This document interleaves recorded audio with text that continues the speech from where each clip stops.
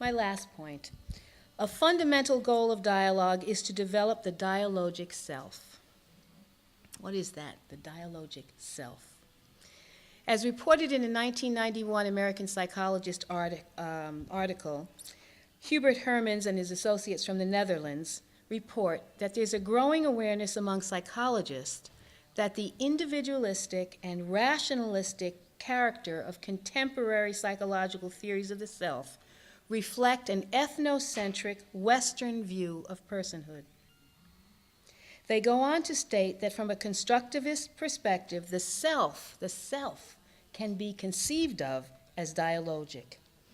Moving through space and time, the self can imaginatively occupy a number of positions that permit mutual dialogic relations.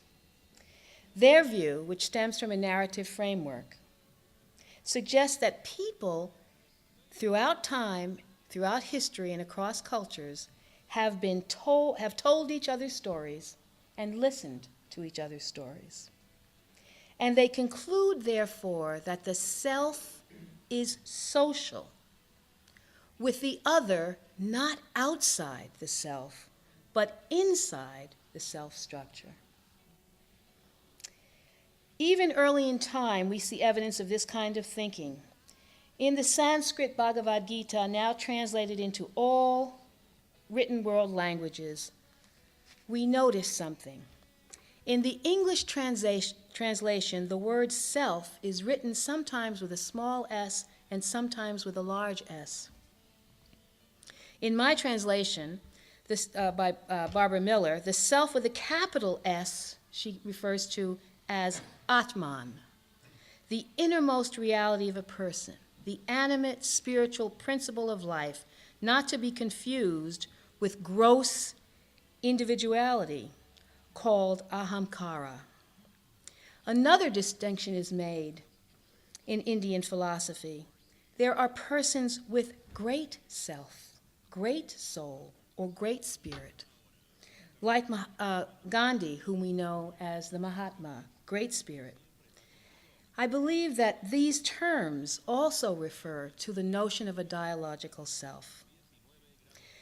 When you talk, Clark, about the culture of dialogue, I think an aspect of that is a development of a dialogic self, not just a dialogue about issues, not just a dialogue about identity, but a dialogic self in which the self that is larger than me and even larger than my identity groups. This conception is consistent with the thinking of David Boum. Boum emphasized the development of the whole in dialogue.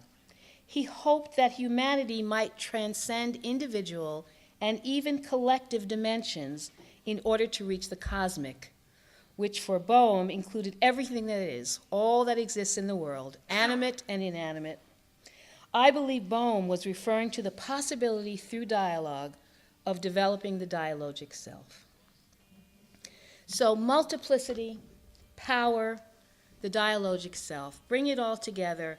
I'm suggesting that if we can expand beyond monologues and dualities, if we can expand our education to value not only theory, but practice, not only theory and practice, but experience, if we can deal with the ubiquitous reality, but not always clear dynamics of power, if we can expand the concept of the self and build a dialogic sensibility in ourselves and our students, I believe we can and will get to we.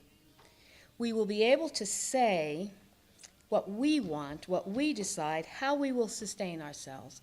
We will stop bowling alone and dying alone, and we will survive together as one world, one humanity.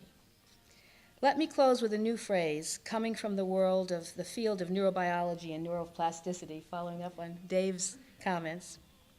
Dan Siegel, a psychiatrist and neuroscientist, in his highly acclaimed book, Mind Sight, has coined the phrase, the neurobiology of we.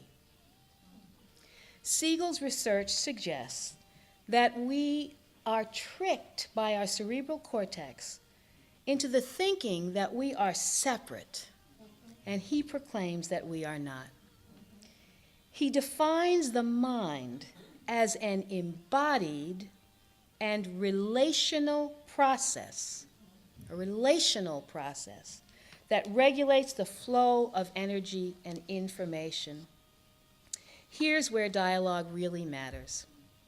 It takes us to the development of a dialogical self with multiple perspectives, a justice orientation, a multi-partiality dedicated to building the human family.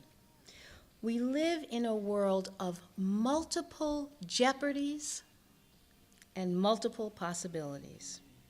I'm convinced that the 21st century is the century in which dialogue can be a kind of people-powered vehicle that can take us into the world of we and the world of possibilities.